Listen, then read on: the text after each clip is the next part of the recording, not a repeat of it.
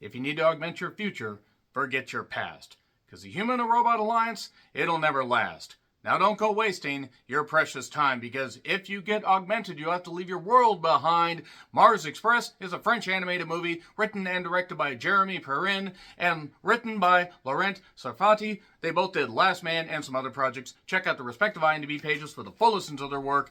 I knew nothing about this movie before seeing a poster, seeing that it was playing at a theater near me. By near me, I mean about 35 miles north, and decided, why not? I'm going to dive into this. So, knowing nothing about it, what is the plot? Well, it's set in the 23rd century, not the 23rd and a half century. Had the silly thing stuck in reverse. I know it's the 24th and a half century. Work with me here. Can't actually go that far into the future. Otherwise, it wouldn't be cricket.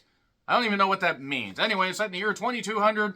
There's a PI named Aileen, and she is investigating a series of murders that are piling up, along with her robot-augmented partner named Carlos Rivera. Now, there are two language versions of this. There's the English dub, which I ended up seeing because the theater listings weren't very clear, and there's also the French dialogue track. I'll actually have to rewatch this to see if there was anything lost in translation, with the English dub.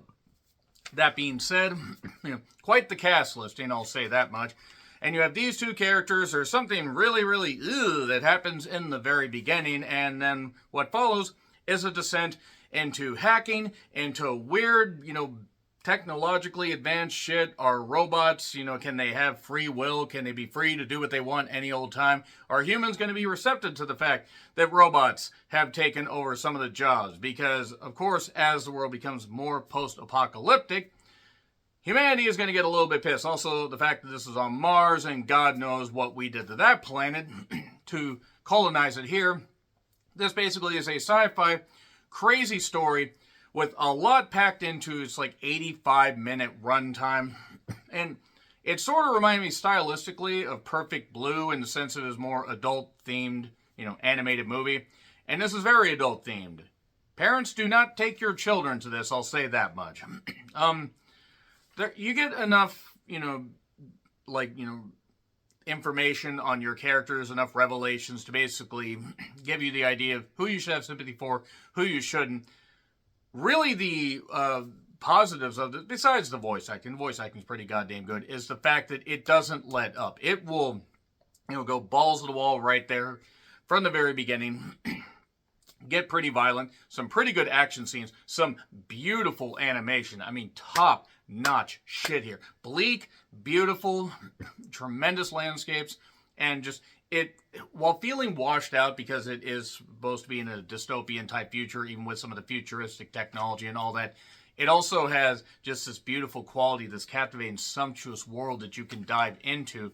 And sure, a lot of things happen where you're like, okay, it's futuristic, this is just what we have to accept. But what's nice about it is you care about the characters, that basically are given a little bit more screen time. And there's enough twists and turns that actually work out, and it tends to make sense by the end. Now, is it the most wholly original story?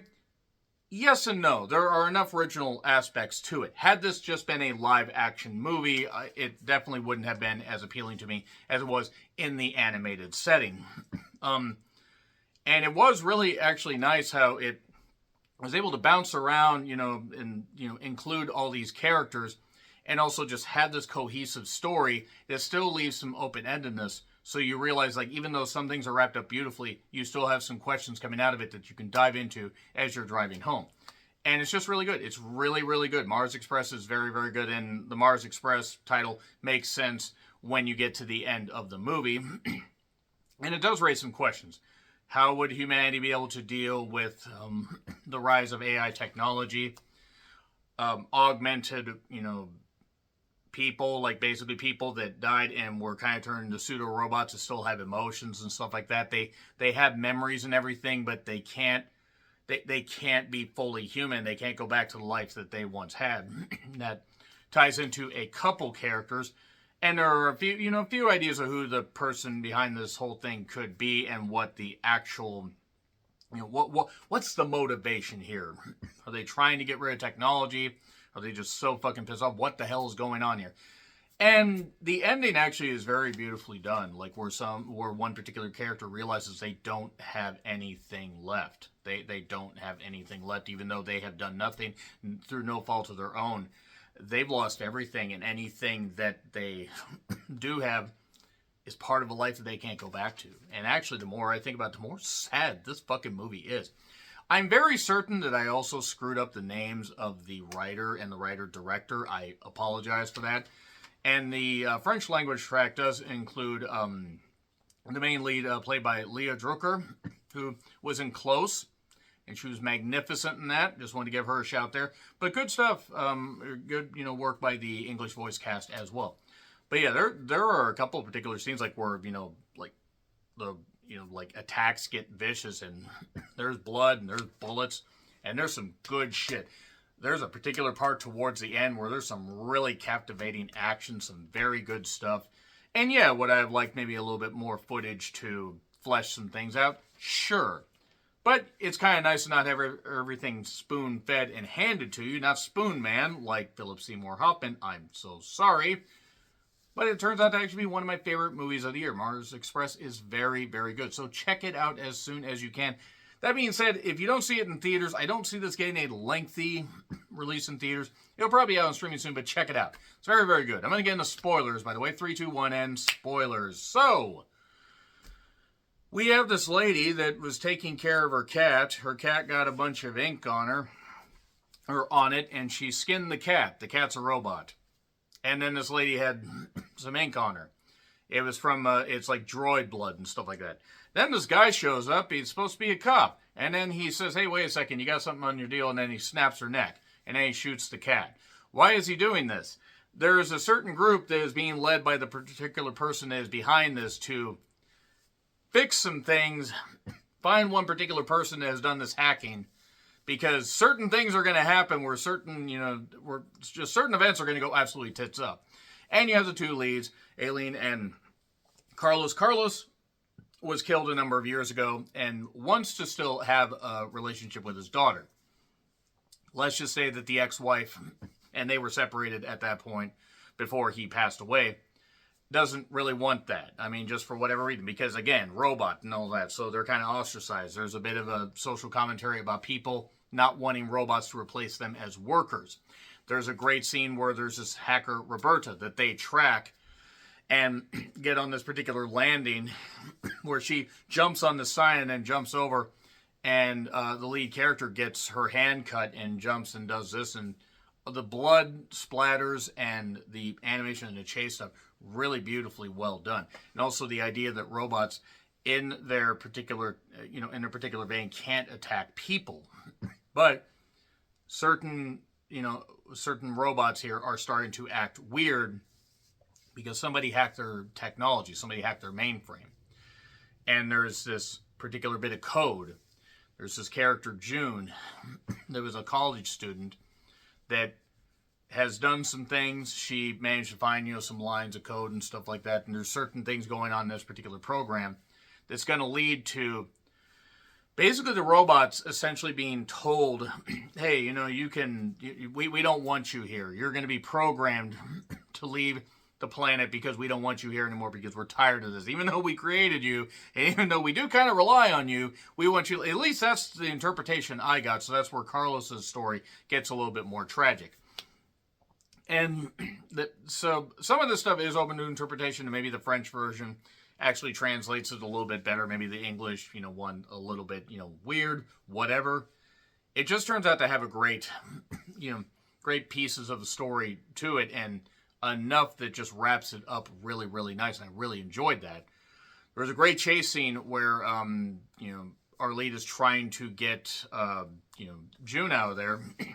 And there are these, the guys that, like the one guy that broke the girl's neck in the beginning. June was in the bathtub, or at least a blonde was in the bathtub. It also turns out that June cloned herself or backed up herself. You can't back yourself up while you're still alive, like this robot version of herself that comes back into play a little bit later. And the idea is basically Roberta, who is this hacker that they got before, she has to be brought in, and they basically have to, two cops have to find a way to get into this mainframe, figure out this shit, figure out what the hell's going on, and stop it. And basically, it comes down to where there's about 3 hours left until this, this takeover happens, where the robots are going to be taken over. And the only one that really wasn't is Carlos, because he was an older model that could never update. That was something that was back a little bit earlier, and that was a nice little tie back to the story. It was just really, really nice. There was a great car chase scene a little bit earlier on, where there's this encasing foam that can stop you from getting, from getting in a wreck. But the problem is then you need a crew to come down, hose it off, and basically kind of almost, not acid rain, but melt it away. Well, then there are these guys just waiting with guns like, we're going to shoot them the instant they get out. And then shit, oh, we got shot. It turns out there's this guy, Chris, is behind the whole goddamn thing. And why? Because bigwigs wanted it to happen. Because there was just a bunch of people on screen. It was nuts. They were chucking a lot of exposition at you. So yeah, there are certainly things that you have to pay attention to, and I will have to rewatch this at some point, but initial thoughts are this was just really, really fucking good. And also, Carlos realizing after one final attempt to meet talk to his daughter, after Aileen got killed, he killed that guy, Chris. Basically, he doesn't have anything left.